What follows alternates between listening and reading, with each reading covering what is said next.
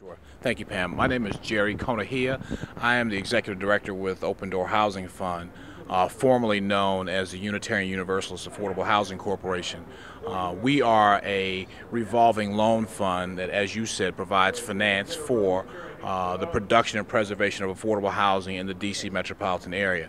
Open Door Housing Fund is our current name, but we've been around in the D.C. metro area since 1989, trading primarily under the name of UUAHC. And so we're excited about being here at the conference today. We learned a lot and also had an opportunity to meet some new people and some friends of Open Door and UU that we hadn't had a chance to see in a while. Great, thanks, Jerry.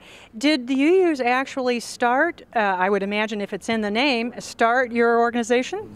Yes, they did. It's a story that I don't tell it very well, but the Unitarian Universalist Affordable Housing Corporation was started by a handful of small, let's say an intimate gathering of close Unitarians, friends who were from various congregations in the D.C. metropolitan area.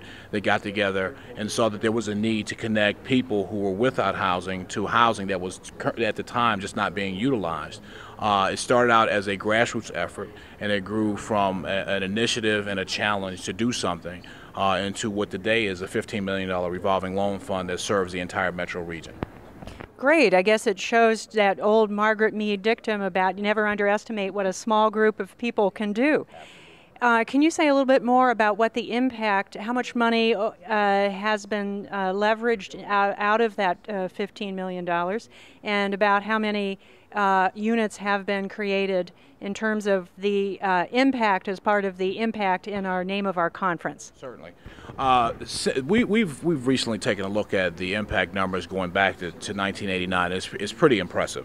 To date, we have in excess of $2 million worth of cash on our balance sheet that came either in the form of investment, match grants, or money raised by Unitarian Universalists in the D.C. metropolitan area and going up through the UUA. So that's $2 million on our balance sheet right now. We also have impacted over 5,000 units of affordable housing in the D.C. metropolitan area over the past 20 years. And what that translates to roughly 12,000 families that have been impacted directly by the work of UUAHC and now Open Door over the last 20 years. So just to clarify, that means about 5,000 new units created? What it is 5,000 units of housing that have either been kept and made available for people of restricted income, or it's the 5,000 is the total number. What that includes units that we've preserved, we've stopped from being gentrified or going to the market, or units that have been produced, brand new units brought to the marketplace. But we've essentially there are 5,000 units of affordable housing in the marketplace today that, but for the UUAHC and Open Door investment, would not be there. Great, thanks. Maybe one last question, Jerry. We're in very hard times. A lot of people have been losing their homes, and also because of the downturn in the economy, have lost work, and it's just harder in terms of having the income to either rent or actually own a home. What is Open Door doing? And I also hear, are you doing some new initiatives related to greening affordable housing? Yes, Pam, we are actually. Those are two very good points. First of all, affordable housing becomes more of an issue in an economic climate like the one we have today. Housing affordability is a function of two things: the price of the house and the amount of income you have. And so on both sides, we have challenges. We have escalating housing prices that we've seen over the past several years. Plus, we have incomes that are being lost to unemployment now. So Open Door is in the forefront, focusing our efforts right now on preventing foreclosure and for preventing loss of affordable housing by working in what we call a loan modification restructuring function, helping keep housing that's in the marketplace affordable so that it doesn't get foreclosed. And we're focusing primarily on what we call multifamily units or apartment buildings or condominiums units. As far as the green initiatives are concerned, that's also a very hot issue right now. And so what we're doing is we're really trying to see what's the best way for us as a financial organization, a financing organization, to impact affordability through greening. And so one of the things that we've been excited about recently is our partnership with the city of Bowie, Maryland.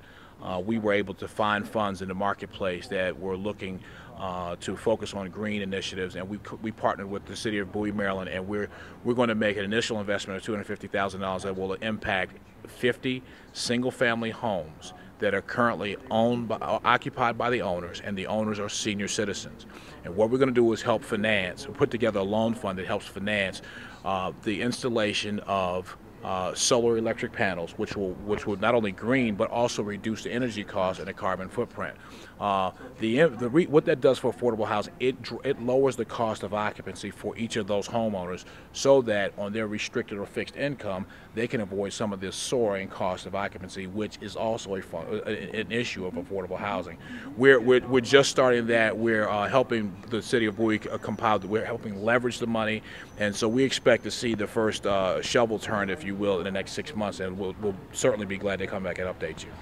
Great, that would be wonderful. Thanks so much for being with us here, Jerry. And if you want to get more information, go to the UUA website at www.uua.org and Google Socially Responsible Investing. All the conference materials are going to be up there, and more links and resources about contributing to various kinds of community investing, including affordable housing. Bye-bye for now.